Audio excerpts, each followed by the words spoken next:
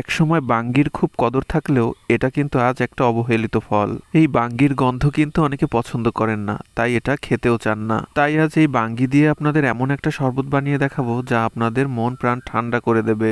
এখানে বাঙ্গিটার কিছু অংশ কেটে একটা বক্সে ভরে 3 ঘন্টার জন্য ডিপ ফ্রিজে রেখে দিয়েছিলাম। বাঙ্গিগুলো কিন্তু একদমই জমে বরফ হয়ে গেছে। এখন এগুলোকে ব্লেন্ড করে নেব। এই যে দেখেন বাঙ্গির টুকরোগুলো কিভাবে বরফ হয়ে শক্ত হয়ে গেছে। এখন এই বাঙ্গির টুকরোগুলোকে ভালোভাবে ব্লেন্ড করে পেস্ট করে নেব। এখানে কিন্তু পানি বা অন্য কোনো কিছুই দেওয়ার দরকার নেই, জাস্ট বরফগুলোকে ভেঙে এভাবে পেস্ট করে নিলেই হবে। বাঙ্গিগুলোকে ব্লেন্ড করে একদম স্মুথ একটা পেস্ট করে নিয়েছি। এখন এর মধ্যে দিয়ে দিচ্ছি ভ্যানিলা আইসক্রিম। এটা দিয়ে আমরা 3 কাপ জুস বানাবো, তাই এখানে আমরা একটা ভ্যানিলা আইসক্রিম ব্যবহার করছি।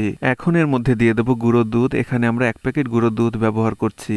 আপনারা কিন্তু এখানে জাল করা গরুর দুধও ব্যবহার করতে পারেন। এখন এর মধ্যে দিয়ে দিচ্ছি 1 চামচ মধু। 1 চামচ মধুতে কিন্তু এই জুসটা অনেক বেশি মিষ্টি হবে না, তাই এখানে মিষ্টির জন্য দিয়ে দিচ্ছি চিনি। এখানে আমরা 3 চামচ আখের চিনি ব্যবহার করছি।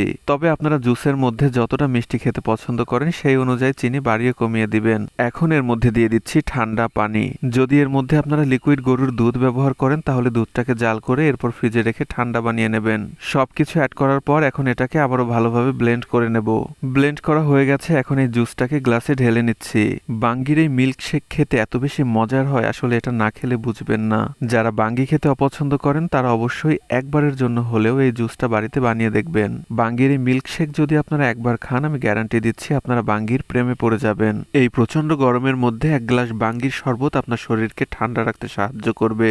শরীরের পানি শূন্যতা দূর করে আপনার হজম শক্তি বাড়িয়ে দেবে, কারণ বাঙ্গির মধ্যে আছে প্রচুর পরিমাণে পানি, ভিটামিন এ এবং ভিটামিন সি। বাঙ্গি পেট ঠান্ডা রাখে, তাই অ্যাসিডিটি এবং আলসারের জন্য এই বাঙ্গি কিন্তু খুবই উপকারী। তাই এই গরমে আমাদের বেশি বেশি বাঙ্গি খাওয়া উচিত। আশা করছি আজকের ভিডিও আপনাদের কাছে ভালো লেগেছে। সবাই অনেক অনেক বেশি ভালো থাকবেন। আল্লাহ হাফেজ।